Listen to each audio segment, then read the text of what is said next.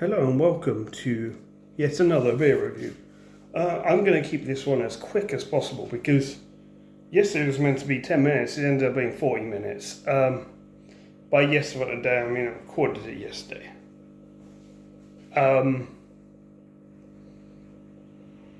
So technically I recorded it last week. But last week's was, yeah. Anyway, last week's went on. And I don't have that much space on my phone, so I have to do this rather quickly. Plus I have stuff to do today, like more singing. Okay, so what have we got today? Well, it's a beer. Also, it looks very blue on the camera, but for me, it's turquoise. So the camera is not showing the actual color. This is very much turquoise. No, it's still just showing it as blue. So this is called okay, so this is from Licorn. Licorn, as in, it's actually a French word, Licorn. But for English, it's Licorn. Just call it unicorn, because that's actually what unicorn means in French. And you may notice this is the same make as the black unicorn that I so famously like, but also. Okay, I like in the cans, in the bottles they were disappointing. But this is a new one by them. And I like the first one, so, I'll give it a try. This is called Neipa. And I'm a little bit worried because there are the letters I, P, and A in a row. So, God, how are we going to do that? Also, I want to get this done quickly because I want to watch Tipsy Toon making a song, because I may have missed some of that. I'm interested to see his process, since I did a music stream yesterday. Okay, so it's not. I really like the camera. I actually honestly prefer the blue that you see on camera than the turquoise that I see in person. There's not really much else to say. It's 4.6% out of 10. And let's give it a try. Nice crack. It's an IPA. It is an IPA. I knew it. I knew it as soon as I saw the fact that there's the letters I, P, and A in the name, and that is cloudy. That is very cloudy. Oh, this could be an interesting one. This could be me getting a little bit shocked by this one, taken by surprise, taken off guard. Also, you may notice the aquarium, my aquarium, the light behind me, is not turned on right now because. It doesn't actually turn on until a little bit later on. It might actually turn on during this beer review. What the fuck? It tasted like the excess out of the top. Oh, what? Okay. Okay, so it definitely smells like an IPA, but that taste was not what I expected. Okay. It smells like a beer, actually. What the hell? Oh my. That is smooth. That is so. It is not hoppy. It's an IPA. That much is clear, but the hoppiness is very subdued. And it's just pleasant. It's pleasant to the mouth. There's no strong thing that just hits your mouth, but it's just smooth. There's no harsh bitterness. It's not sour. Is it sweet? There's a little bit of sweetness in there, actually. Okay, tiny bit of hoppiness / sour. That's a weird combination, but there we go. Turned on. Okay, just making sure all the bulbs in my LED are active. Yeah, they are. Sometimes I don't get that sense, but they are. And I can look closely.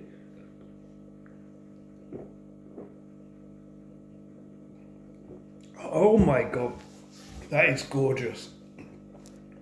It might be that I've just come back from a hard day work, but oh my, it is a 4.6. Maybe that has something to do with it because I'm not used to drinking 4.6s, except for maybe Guinness. But Guinness is a little bit different. My little fish just hiding behind me. My gourami. See if she comes up. She might do.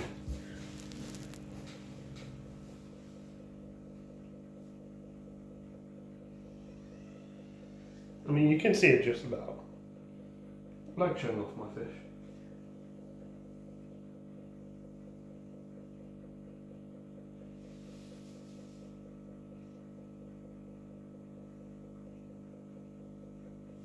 Looking directly at me. Now she's gone into hiding behind the rock. Well, I mean, not really. She's just scattered a couple of tetras. Look, coming up to the surface for air. Maybe? Maybe she just wants to be level with me. Okay, so gouramis do this thing. They've got these small little thin flippers. Not flippers, they're like fins on the underside at the front. Like really, really narrow but really long. So they use these for two things. By the way, this is not signed. I've not read this anywhere. I've not looked up this anywhere. And I don't know if this is real research. But I know this just from observation. They use them for two things. First of all, tactile sensing. So she just took a gulp of air. They need this to regulate their swim bladder. So that's normal. If she does it repeatedly, then maybe I've got a problem. But if she does it every so often, that's normal. That they actually need to come up to surface for air every so often. But yeah, so they've got these really narrow, thin fins. So first of all, they use them tactile, feeling things out in their environment, and I'd imagine they probably use this during night more than during the day. The second one is, by the way, they use these on objects as well. So like they'll swim towards an object and they'll start feeling it with their flipper, not their flipper, their fin. I keep saying flipper, and then they will. The other thing is communication. So they'll actually, like, when two of them come together, you'll see the fins go out, like, and they'll be touching each other with the fins, and that's a form of communication between them. The other form is body language. But she and I've had gouramis before that have done the same. She's over there off screen. But like, if I put my hand in the water, she'll sometimes come up and like put a fin to like touch, and I think that's communication as well. So that's why every so often, like when she comes round, I'll put my finger like there, and then I'll see her little fins, like trying to touch my finger in the glass. Sometimes she does it. Sometimes she doesn't want to communicate. Sometimes she's got other things to do.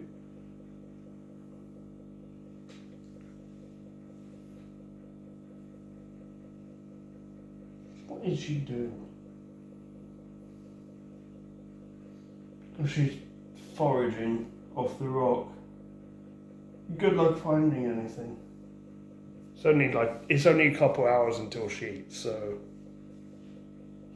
I mean, fish always forage, though, to be honest.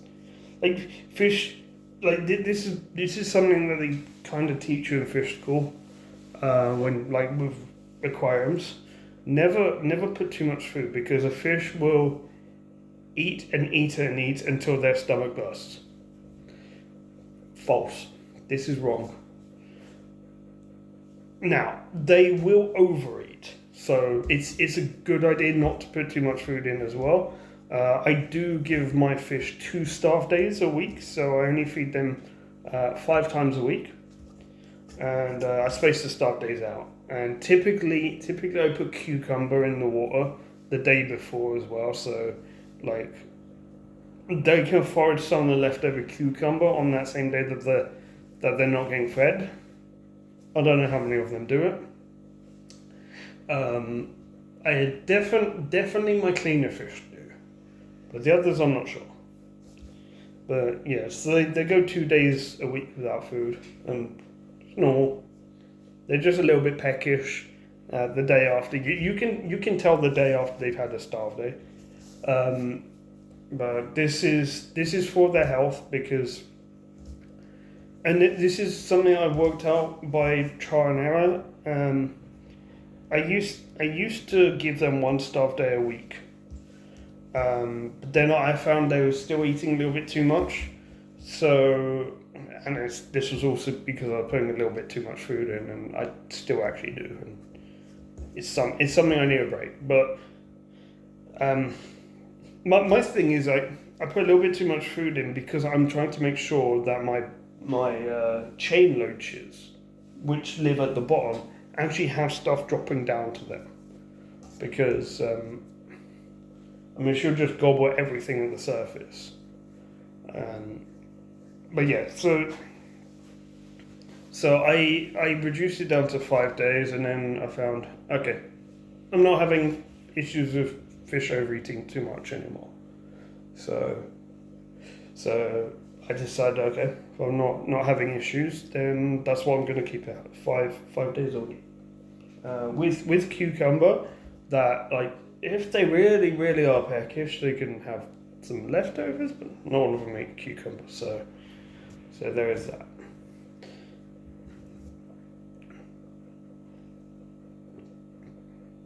There's me going off on a tangent. I love fish. I love whales. I love orcas. How did I get to orcas in 3 words? Yeah.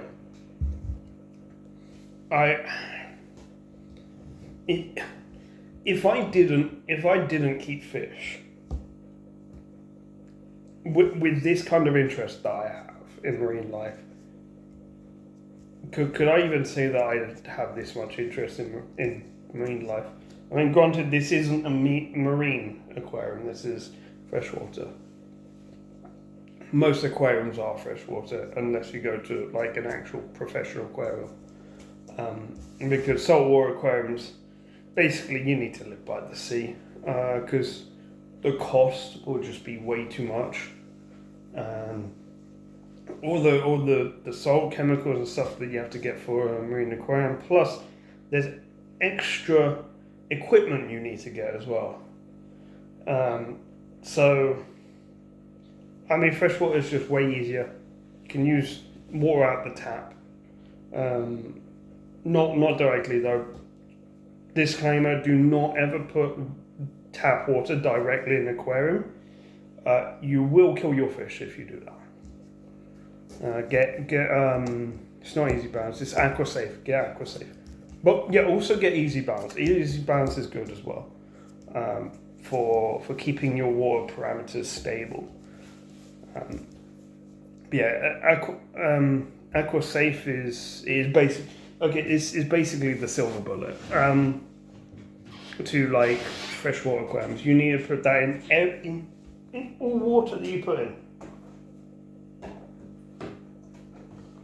In all water that you put into your aquarium, you need to put this in.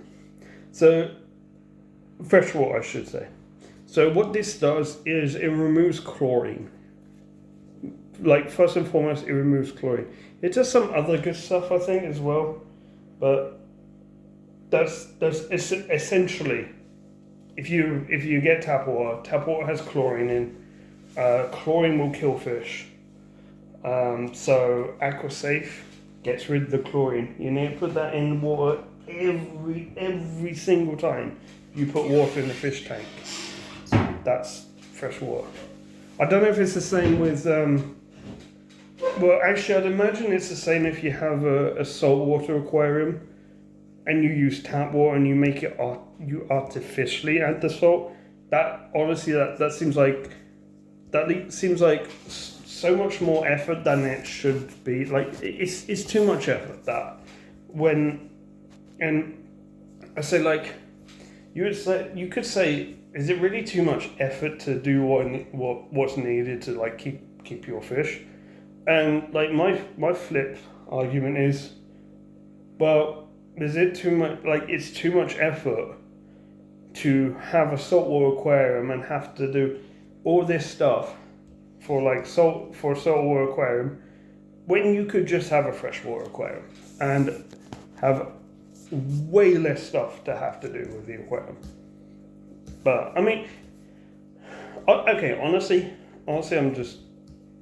I'm not really speaking to anyone here because, like, the only people that will get a saltwater aquarium are experienced fish keepers, who already know all of this stuff, and they're so dedicated to the cause. They will make the extra effort to make sure that they can keep saltwater aquariums, because it's the salinity as well that's going to be.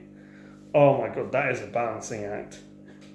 You need to be pretty precise with your measurements on that as well, and you need to be able to measure the salinity of the water before you put it in as well, not just temperature. Between you and me, I don't measure the temperature of the water that I put into the aquarium with a thermometer. I've got a thermometer on my aquarium, but what I do to make sure that I'm putting in the right temperature of aquarium is the hand test. Put my hand in the aquarium. After I put my hand in the water that's going to go in, if they're the same, then the same temperature. And I can also judge, like, if it's slightly lower.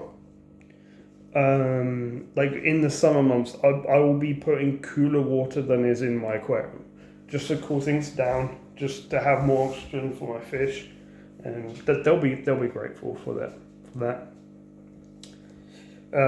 Actually, I recently had a problem with the thermometer on my aquarium. It packed up, and I've changed it literally yesterday. And it just went through the roof in temperature, and like the dial just stopped working basically, and it was just at maximum the entire time, so I had to replace it. And with that, so I have the thermometer for reference, but really I only really look at that when I have a reason to look at it, based on ambient temperature. Like when it's warmer, I will look at it a lot more. But during a usual day where there's like average temperature, I probably won't even look at the thermometer. And basically, how do I know the temperature? Was when I give my fish food, my hand goes in the aquarium, and even opening the lid, I can feel if it's really hot or really cold. Like I can feel the difference. Then I look, and then oh my god, it's at 30. When it's normally at 26, oh god, I've got a problem. Disconnect the heater. Yeah.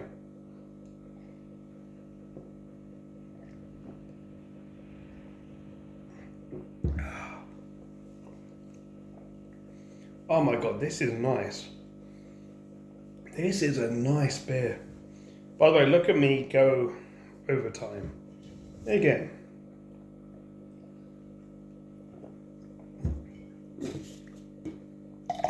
I don't know if anyone remembers what I said yesterday. But new rule always has to be on the screen. I don't know if anyone remembers what I said yesterday about IPAs that I like. I like this IPA. This is an IPA I really, really like. It's so smooth. It is so smooth.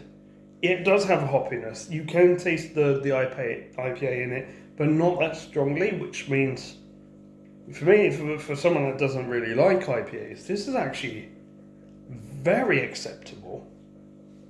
It's not bitter. I think it's very much not strong.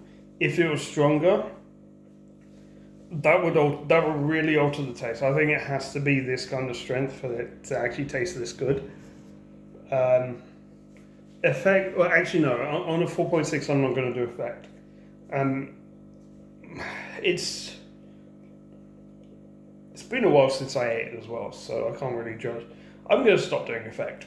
I'm going to stop doing effect for beers if they're like really strong or like really not strong, because actually, I mean, it really depends on the person and tolerances. God, I've been talking about tolerances all day at work.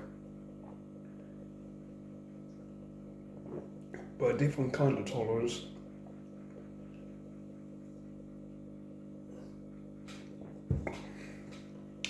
That was lovely.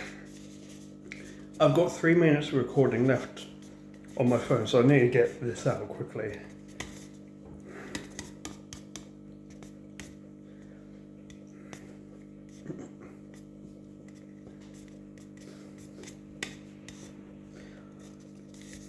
Licorn, Neipa. Wait, I realise what Neipa means.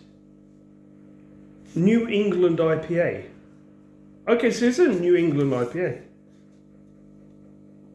Does this say anything? I just realised what it meant. Neipa. I'm going to start saying that, actually. I'm going to start saying to everyone.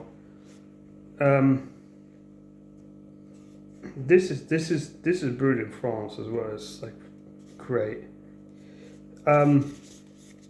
Straight up 7.2. I'm giving this a 7.2, which is a pretty freaking high grade. I love the moment I first had a taste of this, and I was expecting an IPA with hoppiness, and it tasted kind of sweetish. This is so easily drinkable. It is perfect. Perfect. If you're not an IPA drinker, this is the perfect IPA to have and not dislike. You won't dislike this even if you dislike other IPAs. So yeah, thank you everyone for watching, and see you next week, or like later on today when I record the next one.